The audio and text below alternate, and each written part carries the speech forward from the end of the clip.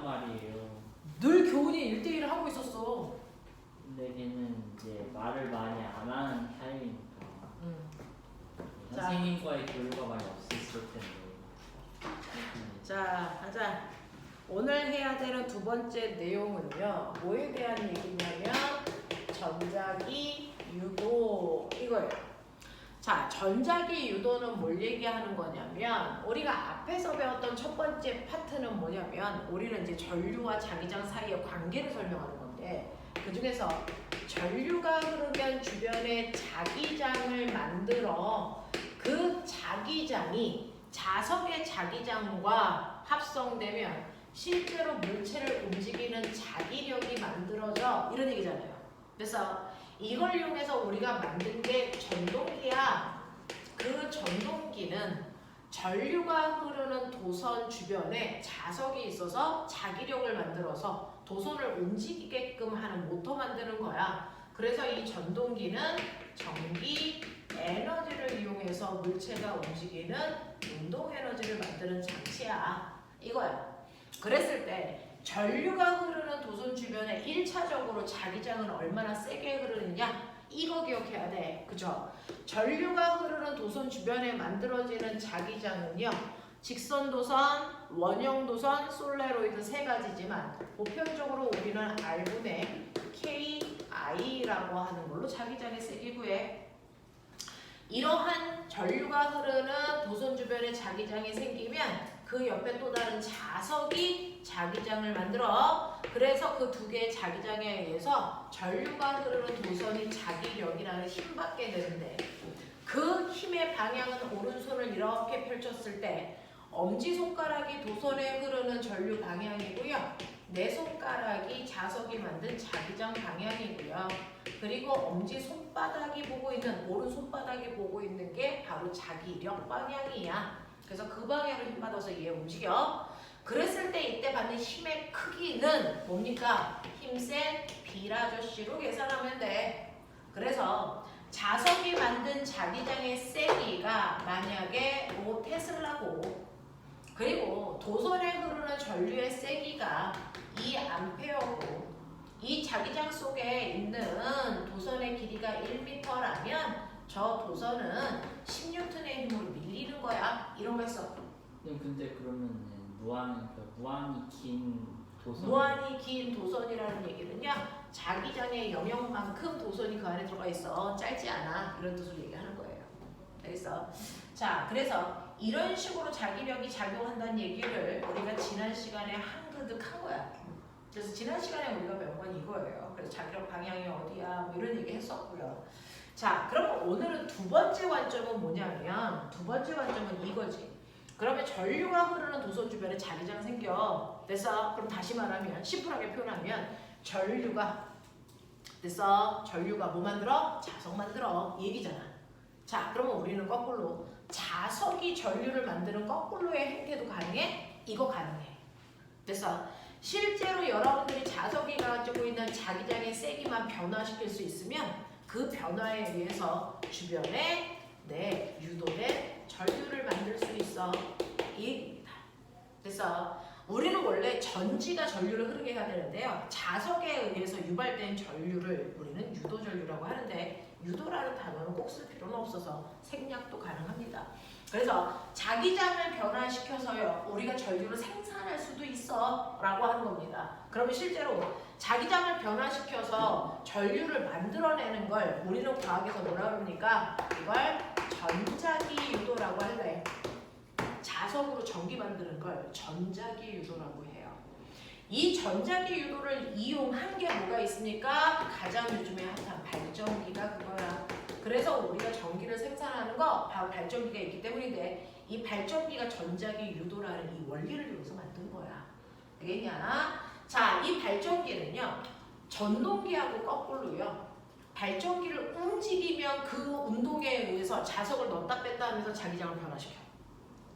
그 자기장을 변화시키면 그것 때문에 뭐가 생겨? 전기가 생겨. 그래서 실제로 발전기는 일단은 자석을 움직여야 되니까 거꾸로 운동 에너지를 이용해서 우리가 사용할 전기 에너지를 만드는 장치야. 이런 거야. 되겠어? 자, 그러면 자석을 넣었다 뺐다 그래서 이거를 이제 여러분들이 중학교 3학년 때 배워요. 2학기 때. 실제로요. 이렇게 물질 속에 있는 전자들은요. 그 전자가 아까 말씀드린 것처럼 궤도 운동과 스핀 운동을 하기 때문에 자기만의 NS를 가지고 있다. 그래서 자기만의 NS를 가지고 있으면서 이렇게 전자들이 막 회전하고 있는 중인데 이렇게 외부에서 자석이 갑자기 확 들어오면 그래서 그 자석이 가지고 있는 자기장의 영향을 전자가 받습니다. 그러니 가만히 있어요? N극이 아니요 여기 막 움직이면서 자기장을 가지고 있잖아요. 전자들이 움직이면서. 움직이면서. 네, 움직이면서. 근데 여기에서 자석이 훅 들어오면 되죠. N극과 N극이 충돌하니까 이 중에서 가벼운 전자가 밀리게 됩니다.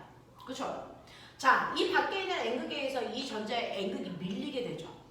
그래서 얘는 이 자석에 의해서 사실은 자화되는 방향이 이 방향이었다가 이 방향으로 바뀌게끔 하는 힘을 받는다고요. 그러면 자기의 자기장이 바뀐다는 얘기는 실제로 얘기한 거야. 전자의 운동 방향이 정반대로 바뀐다는 얘기야. 그래서 자석에 들어오면 전자들이 회전하고 있는 회전 방향을 바꿔야 된다는 얘기야. 그러면 자기의 회전 방향을 바꾸는 걸 전자들은 좋아한다, 싫어한다? 절대 싫어한다.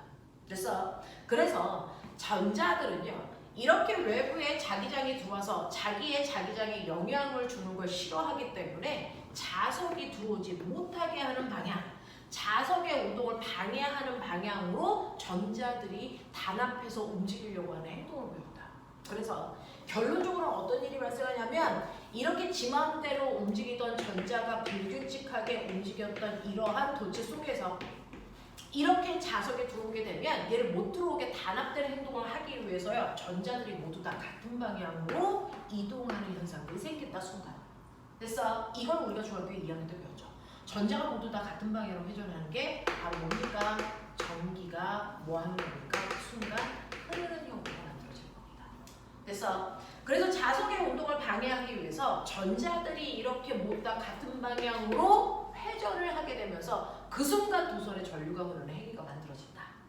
그래서 이게 바로 전자기 유도다라고 하는 겁니다. 그래서 이렇게 자기장이 변하면 유도 전류가 흐르는 이유가 전자들의 운동을 방해하는 방향으로 자기장이 들어오는 걸 싫어해서 무조건 전자는 자석의 운동을 방해하는 방향으로 자기장을 만들기 위해서 전자가 한 방향으로 흐를 수밖에 없다라는 얘기를 한 사람이 바로 렌츠입니다.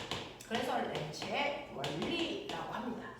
그러면 얘네들이 한 방향으로 운동하는 것까지는 이해. 그래서 전류가 흐른다고 쳐. 그러면 같은 1초라는 시간 동안에 여기에 전기를 띠고 있는 입자 전하가 얼마나 움직이는데 그래서 전류가 얼마나 세게 흐르는데 나 그거 계산해볼래? 라고 했던 사람이 패러데이.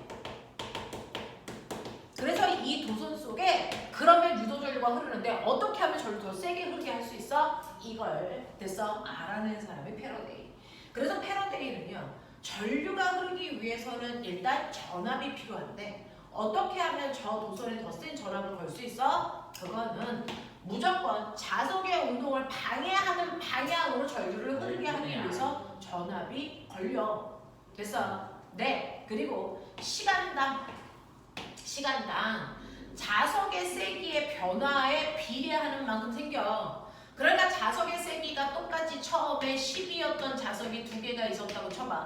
근데 어떤 애는요 1초 지난 후에 자석의 세기가 10이었다가 8 됐어. 그리고 6되고 4되고 2되고 0돼. 그러면 이때 전류는요 자기장의 변화인 마이너스 2, 마이너스 2, 마이너스 2, 마이너스 2에 네 전류가 흐를 수밖에 없어. 이런 얘기야. 근데 똑같이 10이라는 자석이 있는데 얘가 1초 후에 자기장의 세기가 5로 줄었어. 그 다음 0 됐어. 이거 다시 5 됐어. 다시 10 됐어. 그래서 같은 시간 동안에 자기장이요. 자, 5씩 변하면 그 5만큼의 전류를 만들려고 한다는 거죠. 그러니 실제로 더 센 전류를 흐르게 하려면 같은 시간 동안에 자기장의 변화가 세야 된다. 자석의 실제 변화량이 세야 된다. 이 자석의 실제 변화를 자기선속이라고 하죠. 자기선속의 변화가 커야 된다. 단위 시간 동안에. 근데 이 자기선속은요. 사실은 자기장의 세기에다가 면적을 곱한 값이잖아요. 이 변화가 크면 된다라는 얘기죠. 되겠어? 자, 그래서 실제로 전류를 세게 흐르게 하기 위해서는 전압이 세면 된다.